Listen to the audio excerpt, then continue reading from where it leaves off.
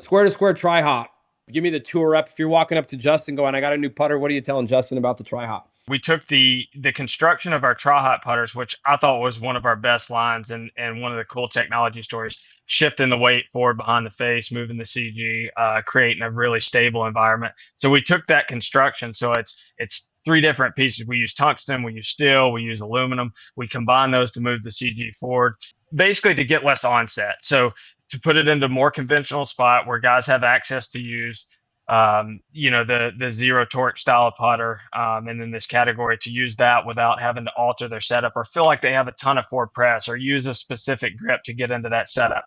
We're building options in this more conventional look, three different head styles, new insert. We're trying to get back closer to the classic white hot OG. It's got deeper grooves. So not only does it have more consistent speeds across the face like AI has, it's a little bit softer. And then obviously we're seeing with the grooves and the way they're angled, we're seeing more top spin benefits. So, it's nice to compare, basically to pair all those together. You don't want to have to use the consistency across the face, but that's the beauty of a putter is that you have it if you need it. Well, that's a pretty good sales pitch.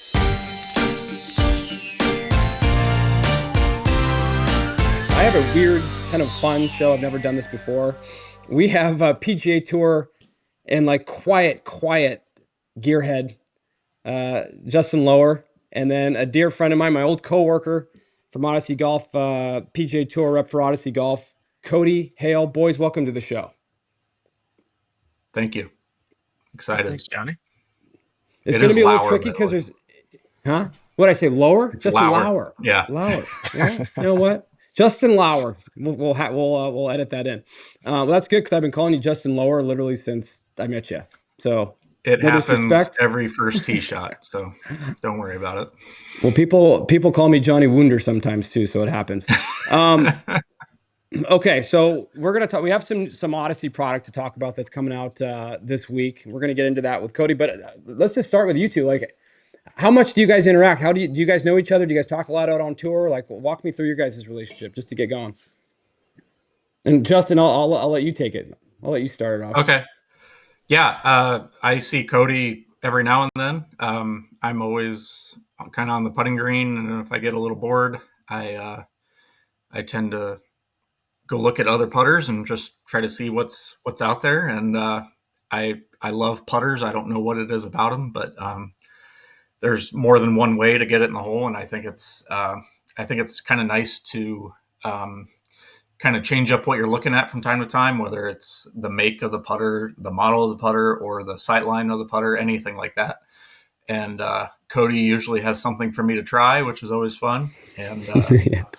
I think he's probably a little mad I haven't put any in play, but no, it's always fun to kind of bounce ideas off of them and see what they have going on. Well, the nice thing about Cody is he always gets you in the end. At some point before it's all said and done, he gets one in there. So Cody, like, tell me a little bit about, any workings you've had with Justin and kind of what your perspective of just his game in general, like you just following along. Yeah, I mean, we like to bother Justin a little bit, Joe and I do, and he's always great. I think the one thing people don't see is it's great to have feedback too. So whether a player puts it in or not, I mean, it's always a great player like Justin, a good putter. It's always nice to have their feedback on feels and different styles and new putters that are coming out. So we've obviously gotten to know him over the years, and love to watch him play and how he goes about his routine. I thought we might have a chance last year with a putter that one of our top player uses that may or may not be red, but he didn't give me that opportunity. But we'll keep trying. Okay, so I want to talk. This is kind of a fun. It creates a fun conversation because, and Justin, you and I were talking about this before we started recording. Is like putter technology.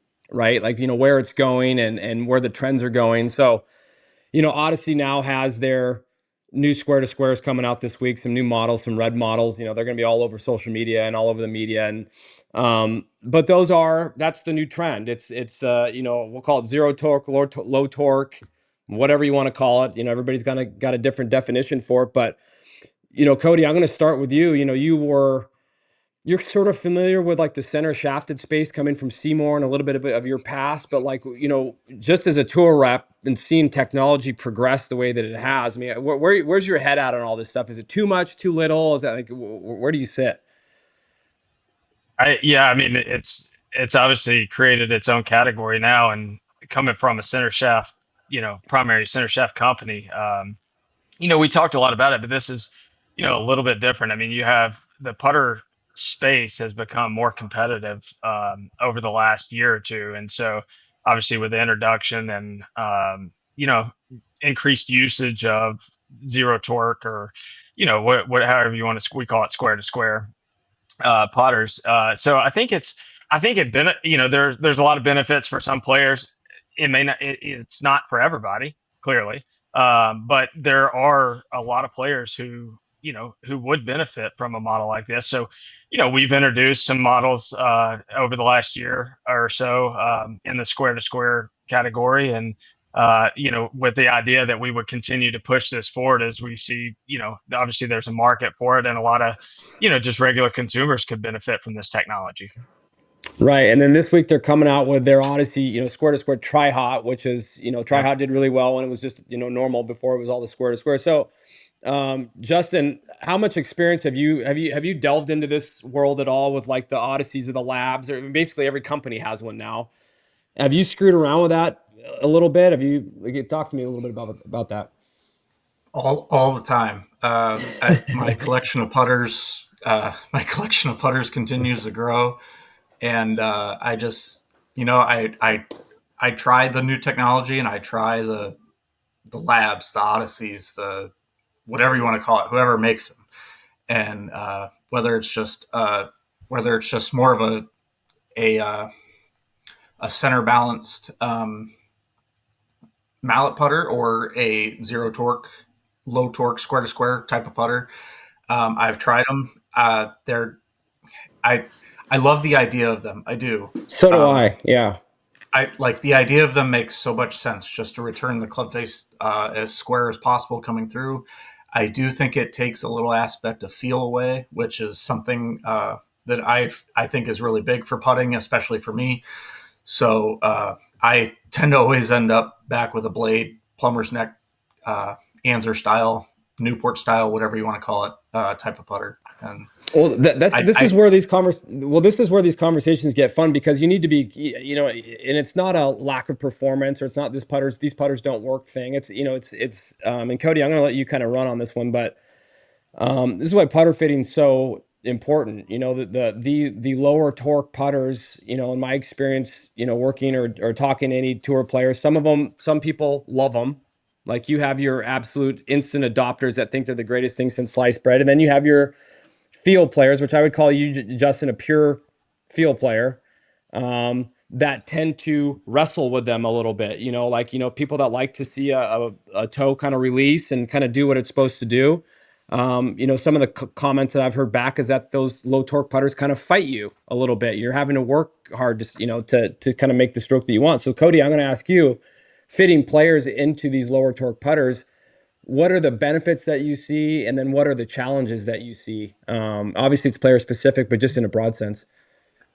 hmm Yeah, you've got so many different, setups, and the way guys move, and what their movement patterns are, and the profiles of their stroke. So it's, and that's why we say we feel like we have something for everybody, in turn, not just one category of a square to square zero torque, because you start looking at players, whether it's Justin or other players who have putted with something with, a forward CG, and something in a blade style, where you sort of more or less drag the CG into the ball, and that has matched up with either their profile or their feels, and they've developed, repeatability over the years, and clearly that's matched up with, Justin's setup and the way he moves the putter, and other players. So, you've got to be careful, because if you just go and, we just start introducing a new putter, like a square to square, into something, into maybe his just normal setup, and the way he moves the putter,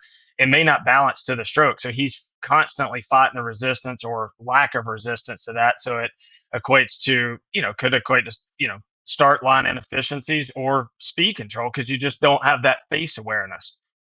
So I think that's a a battle we have to constantly look at as we're measuring players, whether it's on Quintic or working with players on the putting green, is sort of seeing what type of balance uh, and setup of the putter more or less allows the putter to have less resistance in their putting stroke, and that may be a blade, a plumber neck type blade, or it may be a square to square. And so I think on the flip side of that, players who struggle with, and there are players on the PGA Tour who struggle with hitting the face in the center a lot, and with, I mean, they're all good putters. They're there for a reason, but inconsistencies in rotation, and then we also see guys who have a right miss that tends to combat that a little bit. So you've got a couple things we can look for in terms of like how they're moving the putter and what their stroke profile looks like, and how we can set that putter up to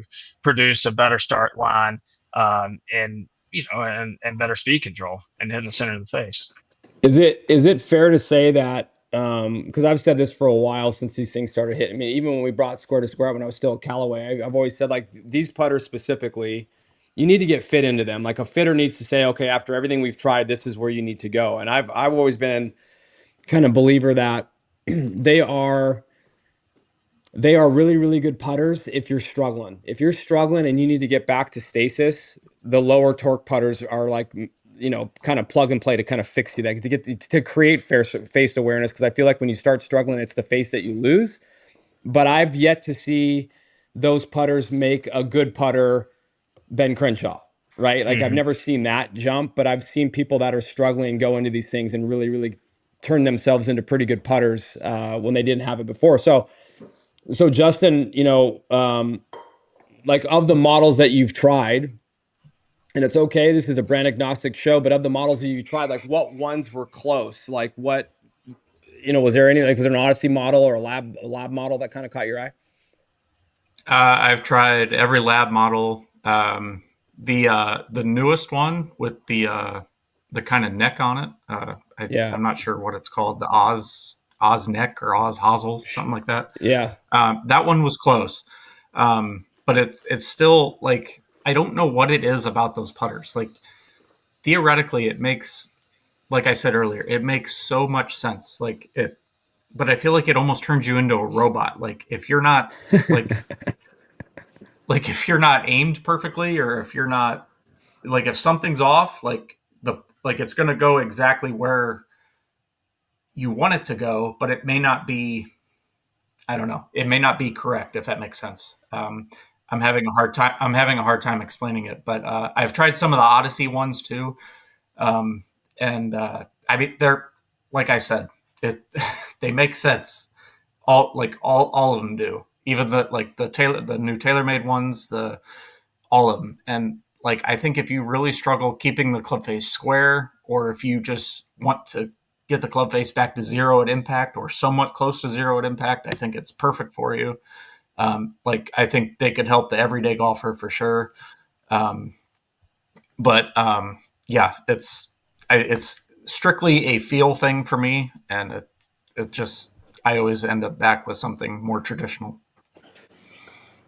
Okay, so Cody, Odyssey is obviously number one putter on tour every week. I think it was the number one putter on tour every week except for like 2 weeks last year or something crazy. So of the staff or the players that you have in the field every week, how many guys? And we're gonna jump off this zero torque thing here in a second. I just want to end it with this. Mm-hmm. How many of your players are actually wanting to experiment with it just to try it out? Because you have your guys like Xander and Sam Burns, and those guys are, they're not gonna, like, Sam Burns isn't gonna try a zero torque putter. It's just not his. Xander's gonna try maybe Yeah. one. I don't. But like, what in your experience, like, who's testing these things beyond the players that put them in play? Mm-hmm. I mean, we have a number. Obviously, we'll have a number of players that will test them. From a staffer standpoint, I mean, we'll probably have, um, we'll have 10 or 15 guys that will test these. Like you said, I mean, Sam Burns, number one putter on tour this year. Probably not in a testing mode, if you will. and rightfully so. But he's in one of our new AI models, so perfectly fine. But no, we will have 10 or 15 guys that will test him, and we have a number of guys that we think that can benefit. We'll see. We're just starting to see the new square to square tri hot putters out. So we'll see what comes out of it this off season and in the next few weeks. But yeah, I mean, guys that we look at the analytics side and starting to look, okay, their missed distribution. One, are they struggling, and would they be open to testing this time of year, as some of them are still fighting for their tour cards? So you have to weigh all of this out. But I think there's a number of them that could benefit from something like this that could provide some basic impact consistency, if you will. And a lot of it, is paired with, the insert. So it's, speed consistency, starting it online, hitting it in the center, those things. I mean, I don't know of any player that doesn't want to do those things. Yeah, I think we'll start sending them out. We have been, I think we even built Justin one a couple weeks ago. Like I said, we're always trying. But we have a range of, we have so many, different models that we can choose from. And obviously with this new line of square to square tri, we'll have 3 models. It's a Rossi, a 7, and a Jailbird. And I think the one cool thing before we move on these is that where most of this category has had a lot of face progression where the shaft goes into the back. We've been working on this for probably well over a year, is trying to get the CG where most of the CG's back and the shaft axis runs through that. That's how you sort of get this type of balance and weight distribution. We've moved the CG forward. It's a multi-material construction. So we've been able to get the shaft more in a, if you will, conventional looking position. So not only do you get access to the technology, but you can get it where you don't have the shaft lean. You don't have to use a specific grip to put your hands in position and trying to alter a player's setup around the putter, where we can use more of a conventional look and sort of integrate that into what the player's already doing. Well, and that's where technology is getting cool too, is, even in a short time with, this discovery of these zero torque putters, people are getting better and better at, figuring out where the shaft needs to go. All the, like Tri-Hot obviously as a platform, very successful platform from like 20 years ago. And we brought it back out. I think 2022 did very, very well. Obviously very stable. I think we had the highest MOI putter for a while there, and it was in like a blade putter. So, really, really cool stuff. But the one thing that I told Justin before we started recording was, this is how crazy gear people are. And you tell me if you agree with this, Cody. So he putts with a PXG Brandon putter, which is like a 009 or a Ping Answer, or, call it what you will. So it's one of those Ping knockoffs, right? I have a hunch that in the next 5 years, technology is going to go so far that in 5 years, everybody's going to want like a Newport or a Ping Answer again. Like it's just going to go back to like 320. It's going to go back to really light heads, whippy shafts. Do you think there's a world where that happens? And I think it's going to be I literally think it's going to be out of like, well, screw it. I just want to go back to what I was doing before, like just to keep it interesting. Yeah, it very well could. I mean, I'll say this is, and we track, obviously the performance of how, the usage of square to square zero torque models on tour and of all brands. And you sort of, you've seen it level out a little bit. Obviously the market's doing something different, as it benefits a lot of regular golfers and amateur golfers, but it's sort of neat because, now, for years, I mean, obviously there were a lot of usage with blades. I mean, we're 80% mallets because we can build mallets that play like blades, and obviously mallets with more stability, but you get all the alignment benefits out of, different mallets. So it's going to be interesting to see where it goes, because it's, some of the zero torque models, have, there's still a lot of testing going on, and we're still introducing a lot, and we still feel like there's a lot of players that could benefit from it. But as far as the usage on tour, I mean, it's pretty level right now. Yeah. Okay. So we're going to pivot off of Odyssey and putters and all that stuff. We're just going to talk about golf. So Cody, Justin's a tour player, so we always know that. Mm-hmm. Cody in his own right is an elite golfer as well. So we're going to talk a little bit about equipment. Cool thing about Justin's bag is he does have some Callaway love there at the top of the bag. He's got, the now cult classic TD Max driver AI smoke, and I think you got a Maverick 3-wood in there, which is just a wild scene. I think it's like 5 years old. I do And have a then Maverick 3-wood. yeah, and then I think you still have a UW in there. Yep. So you are an interesting case study for equipment because, like I said, you're a field player, but you're low hands, you flat lie angles, shot shaper, you do all that kind of stuff. So this question is for just for Justin for now. So like your equipment progression over the last, call it since beginning of last year, you're a trier. I mean, like you're not afraid to throw some stuff in the bag to test it out. So I think you got a bunch of Titleist irons in your bag now and some Vokey wedges. So like, how hard is it for you to switch, or when a switch comes, what happens? Is it boredom? Is it like I just want to hit a certain shot and I can't do it with these clubs? Like, walk me through that real quick.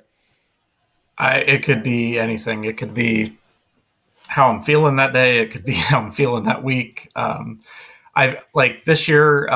It's been, obviously I haven't played all that great, so I've been probably doing maybe a little too much testing, but it is what it is. When we have the resources that we have, it's very hard to not do it, I think. And obviously some guys have different rules. Like I will not test at a tournament. I'll only test at home, stuff like that. I figure if you guys are there, the reps are there, and you guys can see everything and we can give the instant feedback, I think that's probably better than anything really. And then obviously with all the technology that's coming out now, just the ability to basically do whatever you want to the golf ball it's there basically. And when it comes to me, just like really all I look for is if I'm able to hit the club solid, if it feels stable to me, and if it feels not overly light, not overly heavy. And obviously I'm more of a feel player. I would say more of a homegrown swing. I wouldn't say it's prototypical or in really any way, but I really look for just the way it interacts with the ground. If it's a 3-wood on down to a 60, or basically with a driver, how it looks at setup. That's basically all I look for. So interesting. So Cody, I'm going to ask you this. Like, I used to work for a golf club company. You still work for a golf club company. Just as it relates to your game and technology and how you actually pick golf clubs, because you're obviously a very, very established player. When you're going through your bag now with all the modern technology, like what are the benefits that you're seeing with everything that Callaway's bringing out? Because we'll stick to Callaway because that's kind of all you can play. And then what are the challenges of getting into golf clubs these days? And you can't use I don't play golf because I don't play golf either. But like just in a broad sense, what as it relates to the golf equipment that you use when you're playing personally, like what excites you and what kind of confuses you even still these days? Well, I was going to say you're far too kind about my game because I definitely do not play enough. When you have two kids running around, Well, you've played Justin great knows this. golf before, is what I'm saying. Yes. Yeah. Yeah, and then fast, maybe a little. But yeah, I mean, for me, it's cool because working on this side of the industry, as you know, we get to test a lot of product and have access to what Justin has access to every week, which is neat. Too And much sometimes. Too it much is, stuff sometimes. Yeah. and you asked how do you choose product? It's hard because if we're tasked to test this product out. So as a player, and if you're a better player, you sort of see how these things react, and you can sort of have an idea when a player starts working with it, and if they're having an issue or if you're trying to fine tune equipment, you can sort of figure out what direction to go with it. So for us, we obviously get to test a lot, and I've tested a fair amount, even not playing. But for me, I mean, a lot of times when I'm choosing, it's a lot of what Justin said. I mean, to me, it starts with how it sits on the ground. If you can't get over the look, I mean, it is hard to have that club perform. So I want it to sit down, the way I want. I always like to see mine squared a little bit open in terms of the driver. So trying to find something with high enough loft to where you can control your spin and launch, numbers. So for me, it's a lot about how the club sits on the ground, and then from there, starting to look at the performance and the data behind that. Irons are the same way. You could have 4 or 5 sets of irons here that you're testing, but a lot of it comes down to there's a lot of the irons are so good now. There's so many good irons out there across different brands. I mean, obviously love what we have with with our different lines, and the options you can choose from something down to an MB all the way up to, something forgiving that, we still see guys that are playing high in the bag, 3 or 4 irons. So, yeah, it obviously starts with a look, and then you can build around that. Yeah, so like one of the things that I see like in Justin's bag, for example, your current bag, I mean, you have like, Titleist fits everybody on like the 3Ds. And obviously I don't think JJ's and those guys are doing that with you guys out on tour, but they have this thing that's like dispersion, distance, and descent angle, essentially. So they kind of fit everybody to a peak height. So they basically say, if your driver is 110 feet in the air, every club in your bag needs to go 110 feet in the air. That's or like, if the tour average is 115 or 120, whatever the case may be. So when you're in your set now, Justin, and you got your, basically from 4-iron to lobbers, all Titleist stuff, is that something you're paying attention to? So they use peak height as like their representation of proper spin, proper ball speed, and proper strike. So smash, strike, and spin are all kind of entailed in that peak height number. Because if you can't hit it every time, you're not doing one of those things correctly, right? So your set, did it follow that model, or you just kind of, JJ hand you a set of sticks and you're like, these will do? Like, how does it work for you? A little bit of both, I would say. So back to like the more feel aspect, like obviously, so I have probably the flattest lie angles on tour. Yeah, Probably you're like 4 flat, I think, right? It's like kind of like 5. Yeah. It Yeah, might that's even be insane. like Yeah. with the 60 degree, it might be 6 degrees flat. But I just do not like the heel digging at all. I want the toe digging, if anything. You I think? just think Yeah. I just think it keeps the club face a little more square through impact. But the thing I look for mainly with irons is I look for spin, launch angle, and peak height, like everyone said. And then I feel like once you get those dialed in, you can kind of dial in the dispersion from there. As long as it's not overspinning, not underspinning, and then as long as you're hitting your carry numbers, I think that's pretty easy from there. And like Cody said, with the technology now, all the irons, they're all pretty good. I think it kind of depends all kind of depends what kind of feel you want. What do you want? Like a harder, firmer, clickier, more feel? Do you want more of a buttery, soft, quiet feel? So it just kind of depends all what you want. Well, I kind of see it like, and Cody, I'm going to flip this over to you too, because you're just as good of a club fitter as you are a putter fitter, right? I mean, you've been brought up to kind of do it all, right? So you understand, like when Kellen and those guys are out on the range, like you kind of obviously you have a working man's knowledge of what's going on out there. So like if you're taking all these companies, and if we're going to use, Callaway, Titleist, and maybe Strixon, for example, which is kind of like the 3 more popular, maybe TaylorMade. But to me, like in the player's cavity back, or the kind of cavity backs that you would see on tour, all of those profiles, every company has their player's cavity back. To me, in the air, they all do the same thing. At that point, it's like, what kind of music do you like? Do you like rock and roll? Do you like jazz? Do you like it? And it comes down to like turf interaction. Do you like long blade length? Do you like some offset or no offset? Turf interaction. You want some bounce? You want it to dig? Do you want it to skip? Like, what do you want it to do? And that's where, like to Cody's point with what Callaway's doing, for example, with the X Forged, that's taken into account. Obviously it's a one-piece Japanese forging, but that's the first time in a while that people are really paying attention to the sole. Strixon kind of started that conversation, and now you're seeing every company starting to delve into that. How do you make this club go through the turf as fast as humanly possible, whether you're shallow or you're steep? So Cody, like when you're out there on tour watching Kellen and those guys, like, of the TCBs and the X Forge and everything that's out there, like what iron do you kind of lean towards as a player? Like what one kind of catches your eye? Not the ones that Joe and those guys are asking you to go test. Like what ones, if you're playing for your life, like what are you throwing in the bag? And Well, I why? started, yeah, and Kellen would kindly tell me to go back to the putting green if I was standing over there, probably. But you know, no, so I started with TCBs, but I always like you were talking about, looking at different offsets in the blade length. So for me personally, I always like to see like a little higher toe, a little longer blade length. So I end up when we came out with X Forge and started having those, I immediately transitioned to the new X Forge. I mean, they have all the playability. You still have a little bit of forgiveness, just the overall look of them. They're to me, that just fits exactly what I was looking for in an iron.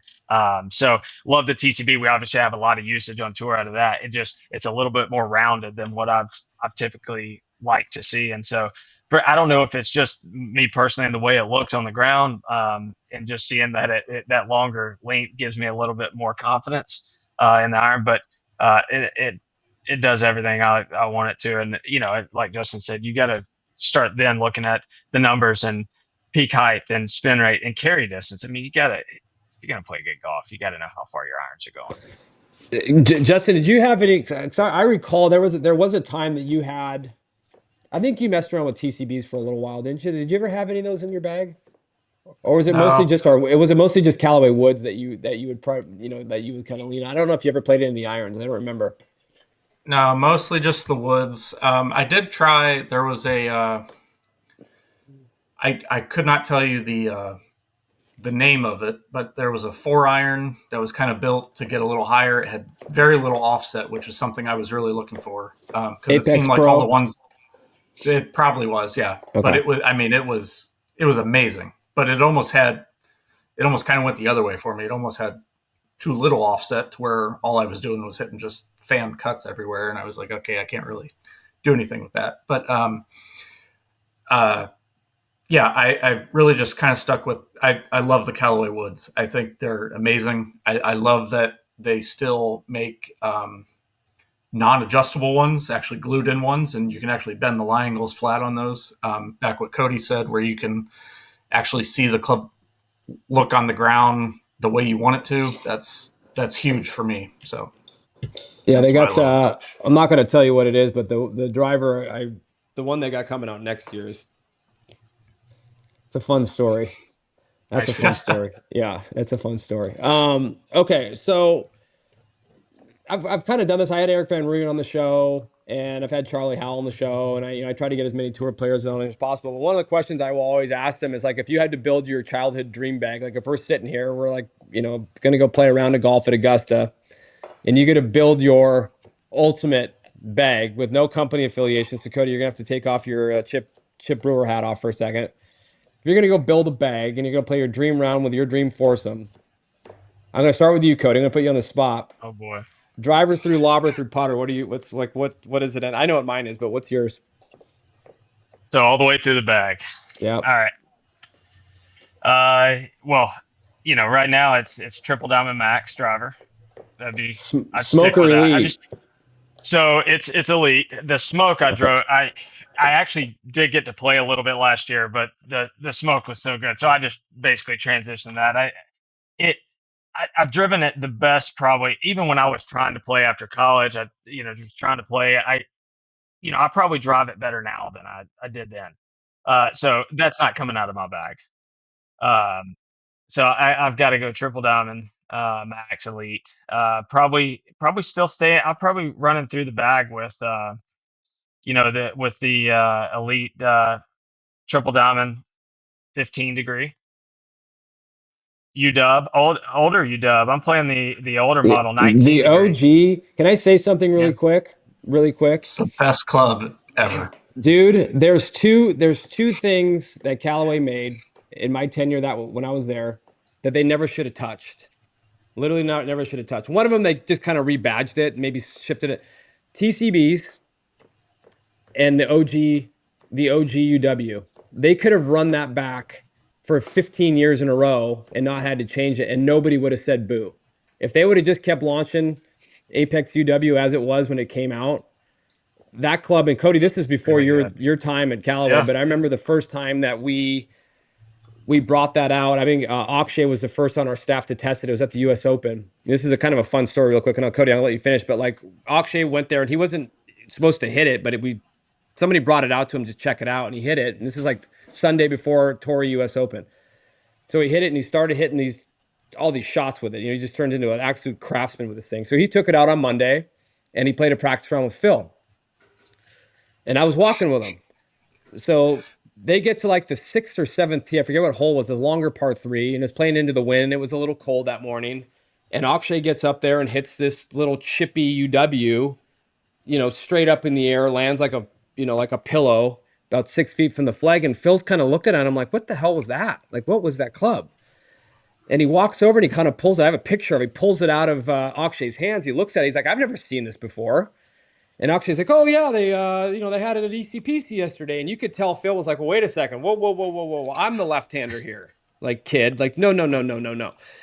So I'm like I'm kind of watching Phil. And at that point, I'd conversed with him enough to know him a little bit. I'm like, I don't think he's super stoked on this whole situation. So I start wandering back to the truck. And I don't know how this happened, but sure as hell, everybody on the truck's scrambling, building 2 UWs for Phil. So that means that at some point between when I got off the tee and walked to the truck, which is about a 20-minute walk, he had texted somebody something like a to whom it may concern text message or email, and he had the whole company scrambling, building them UWs. They had to send somebody over to ECPC, grab the heads, bring them back to the truck, and they built them, and he actually put it in play that week. But that was like the power of Phil. Like, he was just coming off of winning the PGA championship. But that's what started like the whole UW thing. And Akshay still has that same UW in his bag today, which is crazy. Anyway, nice. I just want to get that story out. So Cody, finish. So you're at it's reliable, and you know what it's gonna do. I mean, you can't give up that. All right, we'll go irons. So that pretty much is my wood setup. Irons, if I could play the Apex MBs, that's what I would play. The new ones? X-Forge. The new ones. They're so good. Yeah. I mean, I've hit them. I've got a set. I'm looking at them right now. They are beautiful. But if I start playing a little more, I might blend the set. So I might go, wedge through, 7-iron in the MBs, and then have the X Forge. I'm playing the 24 X Forge. So. What about wedges? That's a tough one. I mean, our new wedges are really good. They're really good. Let's mix it up. Like throw a Ping I2 in there or something. I mean, I played, just since this is a brand agnostic show, I played Titleist wedges all growing up. So I played Vokies forever. I'm very familiar with them. I played them pretty much all through my career. So, I mean, they obviously make a wonderful product. And so, that's pushed us to start making, better wedges. And Dean and the team has done a great job with it. So I've got SPs in my bag, but obviously Vokey makes a great one. Yeah, they do. I mean, they look like, to be fair, again, it's in wedges are becoming like irons and anything else. Everybody makes an elite wedge. I mean, there is no bad wedges. I mean, Ping makes great wedges. Cleveland obviously is Cleveland, and again, it's not like. And one of the things that I really found out kind of coming out of the Callaway bubble was that every single company makes bangers. Like, nobody makes bad golf clubs anymore. It's just whether or not it's a great one for you, right? So it's extremely competitive, and I think everybody kind of tells their different version of a story. But now the last question I have to ask, like, what putter are you putting in play? Give me something good though. Give me some long neck Cody Hale special. Don't just go out and put a Ross. Yeah, I mean, look, you see behind me. Look at this. I mean, look at all these. I've got a couple bags here that I can choose from. So what's the crown jewel? Well, there's a couple. Being, a primarily center shaft user for a while, I have a couple. There's one of them is a Trahat Rossi that's got a cut and weld center shaft. And it's nice. It's hard to get out of the bag, and it's painted all black. It's got a white dot insert. It's what I always go back to. If you said, hey, you got to go play in a tournament tomorrow, that's probably the one that's coming out. But then I do have a cut and weld long neck. That's I've got a draft beam too. Those are sick. Long neck, bronze, black insert, AI draft beam. That's a cool piece too. It's a nice piece, yeah. Yeah. That's the beauty of being on this side of the business. You get to create a lot of them. But if you're saying, hey, I've got to go tomorrow, we're going Trahat Rossi center shaft. So the nice thing about you is, and even when I was at Callaway, and I was able to get 98% of what I wanted. Putters were the hardest thing. So if you wanted something really bespoke, I had to either go through you or I had to like bribe Philo to do something. And it was like, you get like one shot a year to get that done. And I still have, I'm going to get to I'm going to talk about my putter here in a second, but all right, Justin, you're building a bag. Don't say your current bag is a boring answer. Give me like you're going to play. Give me your your all-time bag. All-time bag. Okay. So I want to give you two answers. I want to give you my current bag. Okay. So I'll say that. That's Fine. the boring answer. But now Yeah. I will go completely off the rails here. Okay. Yeah. The original M1 driver. It was so good. I don't know what it was about it. It was so good. Was the M2. The M2 is like a cult classic. Yes, the M2 is very good as well. Yeah. So I will go M1 driver, the original. So this goes back to my high school days. 3-wood and 5-wood, I'll go Cleveland launchers. Yes. With the gold shaft. They had like some texture to them. Those things were amazing. David Tom specials. Yes, I had a 15 degree and a 19 degree. Things were amazing. Then I'll go to the irons I played in high school, MP33s. Yeah. Don't know why now we're getting somewhere. I have no idea why, but I still have them to this day. I will never get rid of them. I do need to regrip them, maybe get them fixed up a little bit, but I look at them almost daily when I'm home. Wedges, this is where it gets difficult because I think the wedges nowadays are amazing. But I'm going to go, I think was it 2009 when they made the square groove change rule? So I'm going to go. Well, 2010 is when it went into effect. 10. Yeah. So I want wedges from like 05, 04, somewhere in there. Yeah. So give me like a TaylorMade rack wedge. There was like a black gunmetal one. I had that one. Thing was amazing. The rack TPs. Yeah, those are great. Random story. So I played the Optimist International Junior Tournament. I don't know what it was called. It was at PGA National.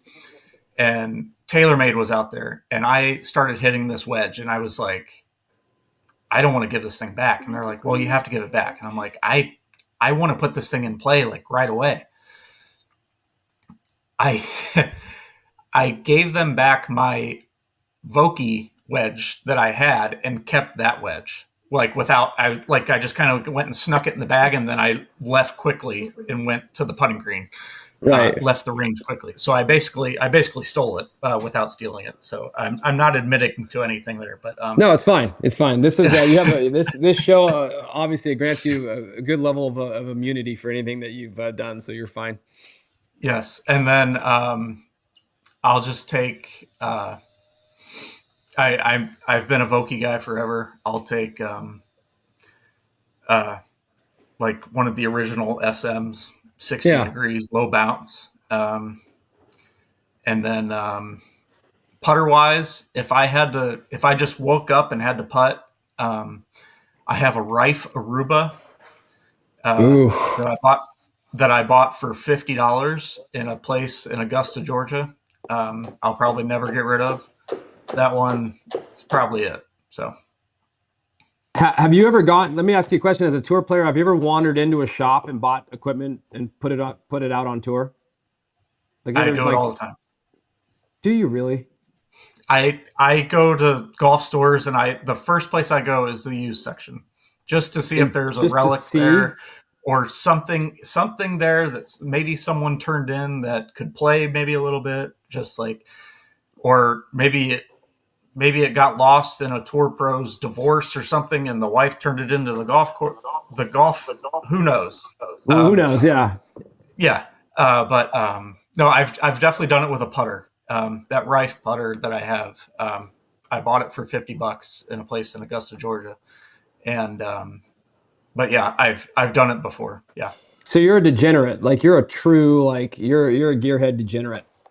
Yeah. Way to go. Quietly, yes. Yeah. That's one of the reasons why I wanted to bring you on the show. Cause you have like your high profile, like gear junkies, like your Charles Howells, and like, those guys are out, they've exposed themselves over the last 25 years, but you're like, you're that sneaky guy. You're that guy that nobody sees coming. But like, I saw it, but I want everybody else to know.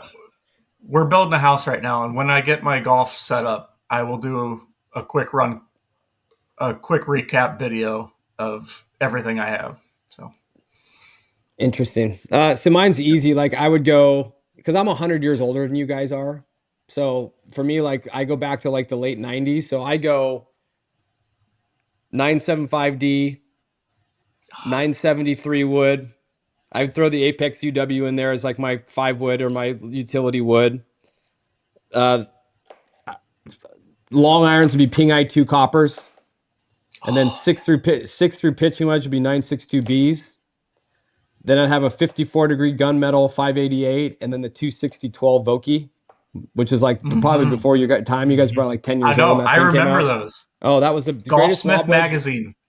I used to. Oh man, Dude, I was obsessed. That thing, and I think now it's just like an S grind. I think it's still out in the wild. It's just called an S grind. But when you got a brand new 260-12 Vokey, and you can only get chrome back in the day. I mean, I didn't have access to the equipment I have now. So like when you bought a wedge, like you went to, golf store and got your new wedge, and then you take it back to the golf shop and bend it and put lead tape on it and do whatever the hell you do to it to make it your own. And then the putter, and this is my gamer. If I had to make a 10-footer to save my family, Cody got me 2 years ago a Jailbird counterbalance, like 600-gram putter, and I have two of them. And I've taken them, especially in this new job. I've taken them into TaylorMade, and I took it into not Scotty, but TaylorMade Lab. Everybody that I've gone to, and I'll hit putts with that thing, and the fitters will look at me like, I can't do anything with this. Like, this is a joke. Like I can give you a putter, but it's not going to be better than the one you got. And it's got like a micro hinge insert in it, and it's everybody that picks it up asks me how I even make it work because it's so heavy.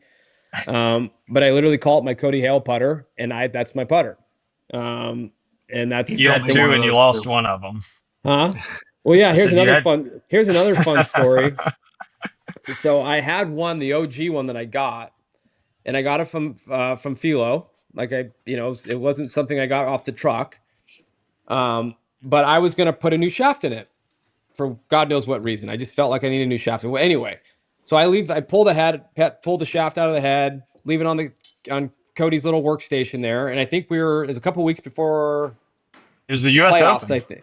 Was it the U.S. Open? It was the U.S. Open last year. Yeah. So I leave the truck and say, Cody, we're going to reshaft this. It's another like Johnny Cody project. Like, hey, can you help me? Randomly, because I come in there and ask Cody for stuff, and he's obviously super busy. But I'm like, can you make this handicapper, this putter? Can you do this for me?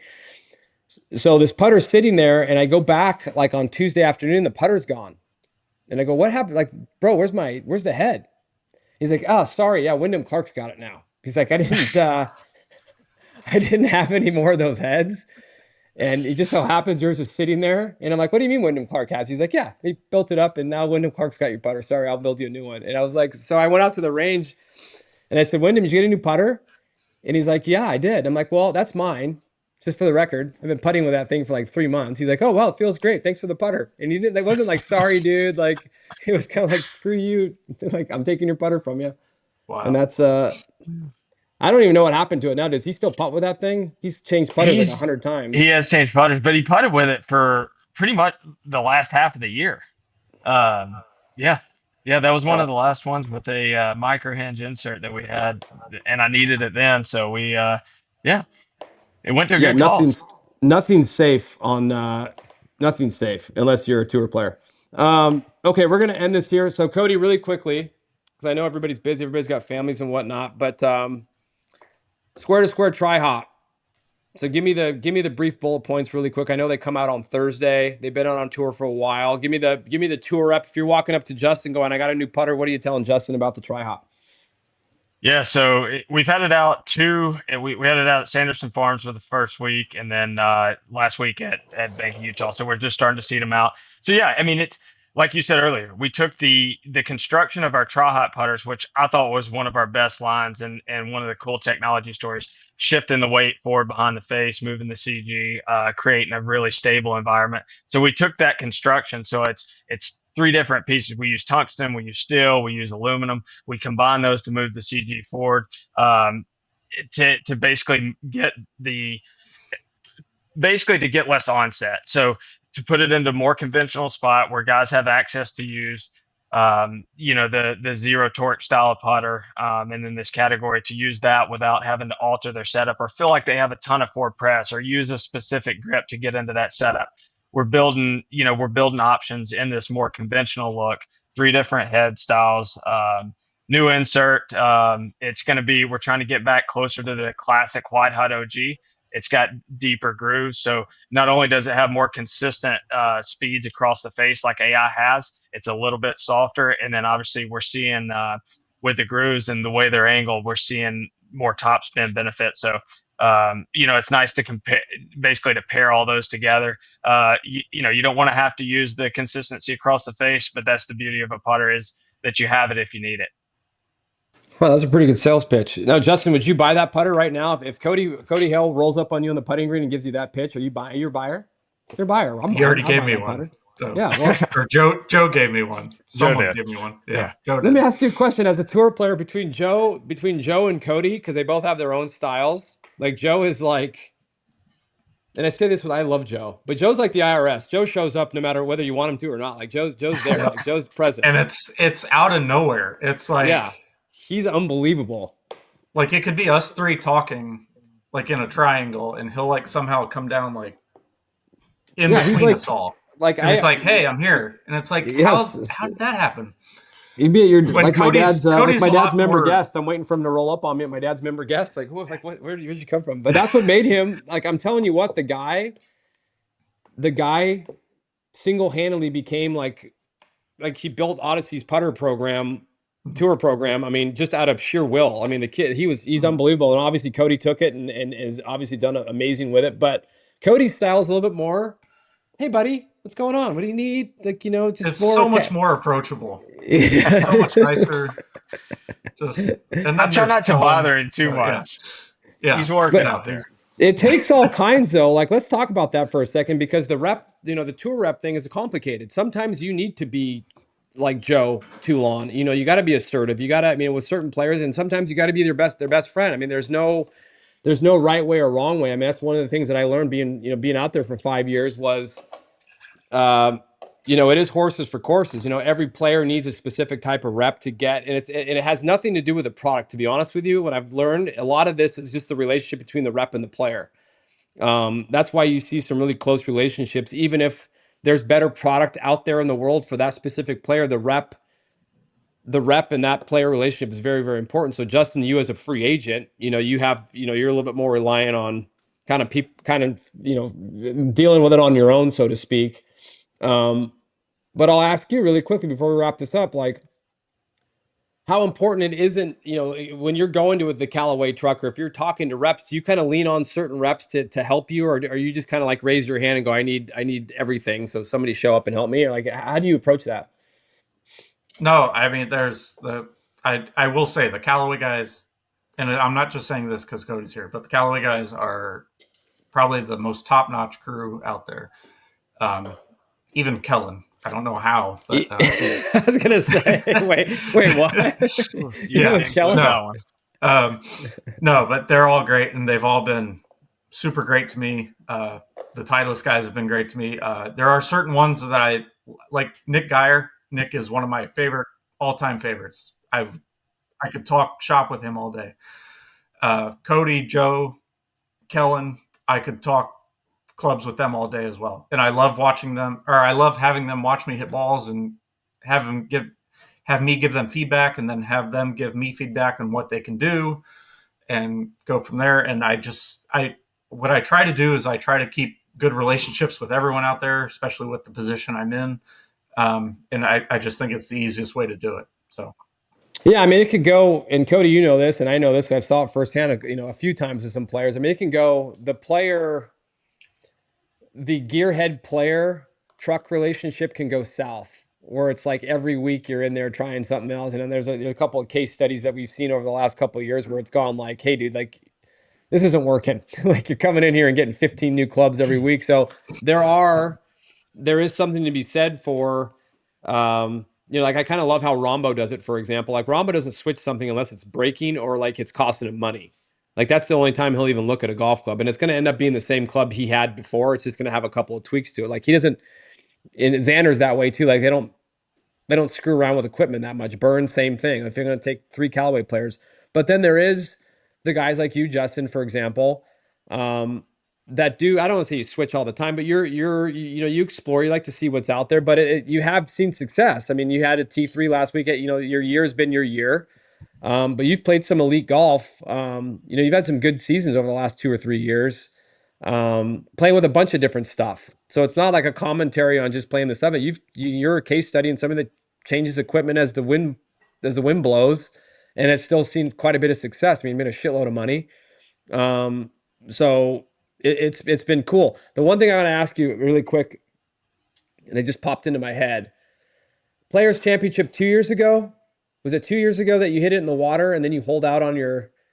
That was this year. Yeah. That was this year. Okay, I have to ask you a question.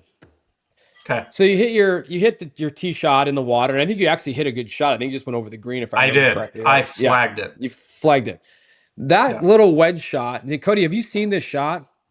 Have you seen it like on social? Yeah. He hits like this, and that wedge shot from the drop zone at 17 at Sawgrass is like no joke. Like it's not an easy shot. It's a weird angle. It's a weird yardage. Everything about it sucks. You're hitting onto a granite countertop green.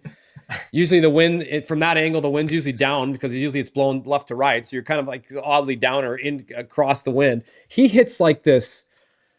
I've never seen it before. He hits like this kneecap to kneecap wedge shot, like a foot off the ground. It skipped up and flew into the hole. Walk me through that really quick, JL. I just want to know, like, how did you choose that shot?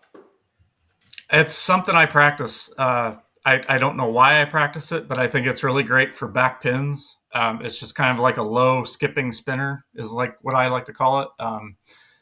I've played it. I don't play it all the time, but there are certain areas where I'll bring it out. And I honestly thought that shot would be perfect for it. And it was the only shot I've ever. It was, yes. But that was the only shot I've ever hit from that drop zone. It was. You hit one shot from that drop zone ever, and that was the shot that you picked. And that was it. Yes. It was. Do you know what it was like, Cody? It was like going up on that drop zone tee box and going, I'm going to hit a Kiradech spinner here, like just because, like just screw it. Whatever happens. Like, let's try this out. Like, what the hell? It's just a Players Championship. You and me would be trying it out. You heard what he said. Like, he practices. That's what we need to take from this. A little bit of practice. See, I would try it. I would just raw dog. I'd get there, put it off my right toe, and just try to slam down. I'd probably skull it and hit it into the water, but whatever. But that's like I got up there and I asked Chad, my caddy, what the yardage was, and I was like, I'm thinking to myself, I was like, it might be in my best interest to go back to the tee box and just hit the shot again, because I was like, this yardage is terrible. But I looked at Chad and I was like, that low one might be pretty good here. He's like, yeah, just get it on the green. I was like, okay. So I dropped it, and I will say the conditions were perfect for it too, because the greens were firm, but they still had that softness. There's some grab to them, yeah. Still have that grab. Like if it was just firm and just bouncy, that shot, it probably would have gone in the water and I probably would have made like an 8. But it worked out perfectly to where it was still in the morning, still a little bit of dew on the ground, and you still had that grab and that spin. So that's why it worked out perfectly. So. Did it remind me of like when you're, back in my drinking days when you're your buddy and you get like really drunk, you're like, hey, do you know what? Screw it, let's go to Vegas. Like, let's go to Vegas. And it's like 3 a.m. on a Monday. Like, screw it, let's go. Like that's what that decision felt like. Anyway, it worked out. Very, very cool shot, guys. This has been a fun show. It's been interesting. I don't know how it's going to play to the crowd, but as for me and knowing both of you pretty well, very grateful you guys came on the show. Odyssey Square to Square Try Hot come out Thursday. So when the show launches, you'll hear about the new putters. You'll see pictures and all that stuff on golf.com, fully equipped. There's a lot going on behind the computer screen here. My lovely girl is making soup, and she is a absolute gem. Say hi, honey. Hi. But that's Cody Hale. That's Justin Lauer. Still going to call you Justin Lauer when you're not around, because that's what I've been calling you for 3 years. But we'll do this again. We'll do this again for sure. I want to thank you guys for indulging me on this experiment, but I had fun. That is Fully Equipped, episode 310. Where do we find you, Cody? You're at Cody at Hale Golf, or at Cody Hale Golf? Cody Hale Golf, yeah. At Cody Hale Golf on IG, and you're like J Lower 1? What's your handle? JM Lauer 1. Yeah. JM Lauer 1. JM as in Michael, and then LOWER 1. Yeah. Yeah, we're gonna pump their numbers up a little bit, get those IG levels up. And boys, it's been a pleasure. And we will see you guys out on tour very soon. Cody, I'll talk to you all the time, but Justin, I'll see you very soon out on tour. Thanks for coming on the show. And absolutely, that's a wrap on Fully Equipped.